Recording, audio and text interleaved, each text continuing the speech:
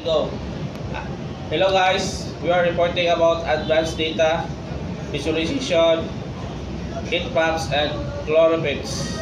And heat maps is a power tool for visualization patterns, trends, and coloration in data. It provides an intuitive way representing values using colors and making it easy identify areas in high, low, and density.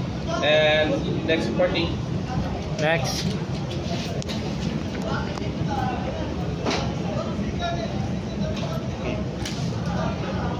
So, hello guys, good morning, good afternoon, everyone.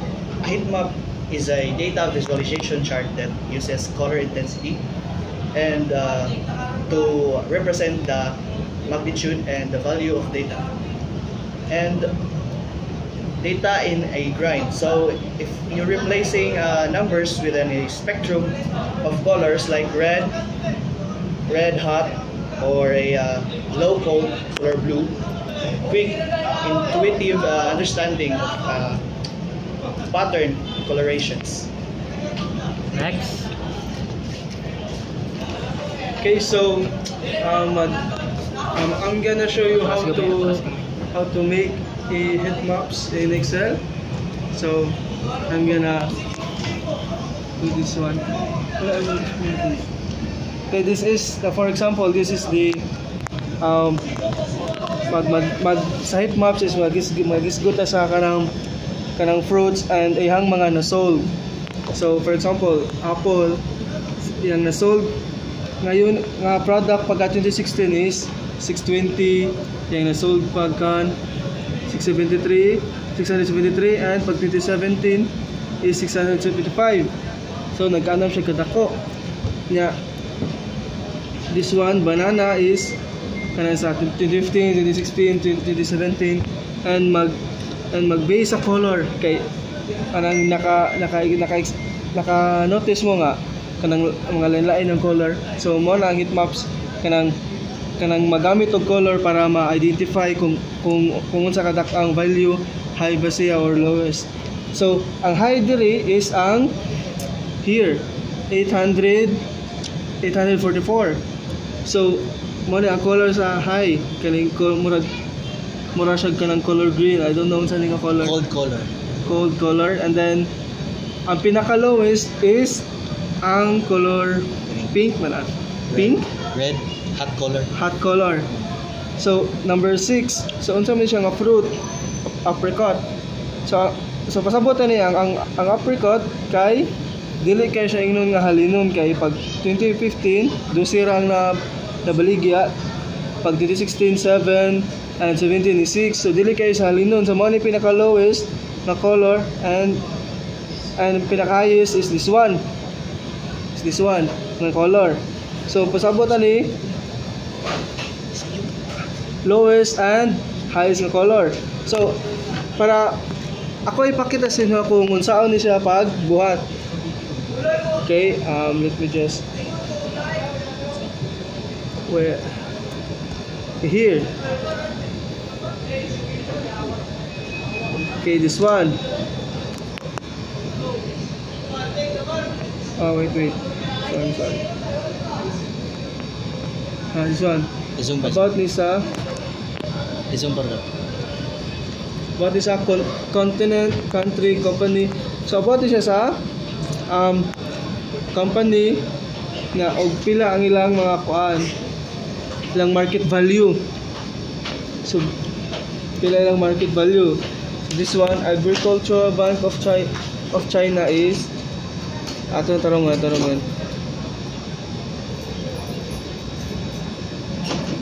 China daw. Yeah. Agricultural Bank of China is $141 billion yang kuan, yang market value. So kabantay mo daghan kay kuan ya, dili pagid siya sunod no. So ato sa ning before to ni ma-hit mapato sa ning isort. Kaya ron may bawaan na to para mabawaan na to ang highest to lowest ng mga value. Okay? And ano ito sa sort and filter. So, smallest to largest or kung nakadepende sa inyo kung asa niyo piliyon, smallest to largest or largest to smallest. So, ako kay largest. Okay, sort. Here. So, ang pinakadako kay $483 billion ang unsa man nga company ang Apple sa United States kanang mga iPhone kadako na ni America. So, kaning Apple. So, ato na ning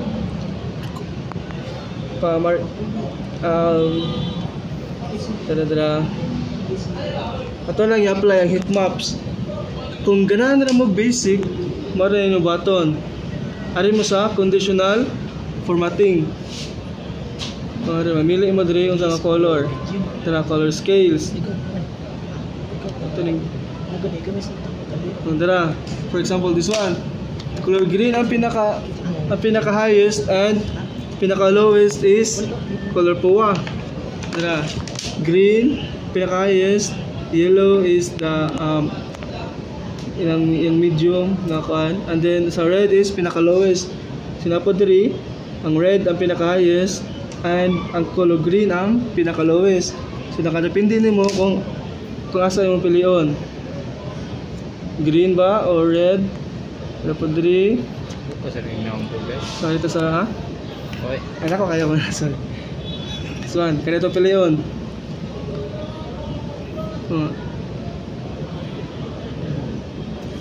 Okay, so ang red ang pinaka highest na and yellow hantod sa mag-green pinaka lowest.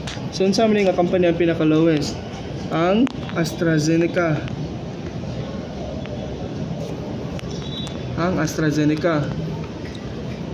Mo ni ang company nga pinaka lowest og market value sa tibuok kalibutan sa kontinent. So ginanaon na lang siya pagkuhan. Okay, so and thank you. And Next.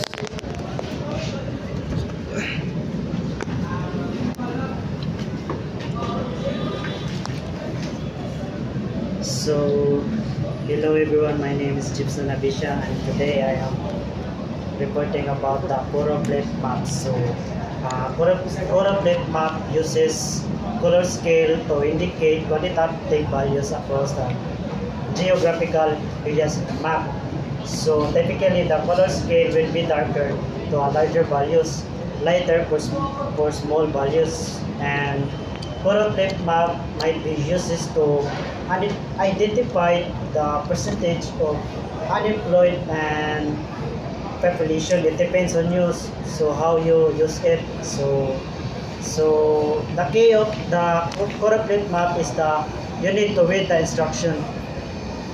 Thank you. So today I am going. So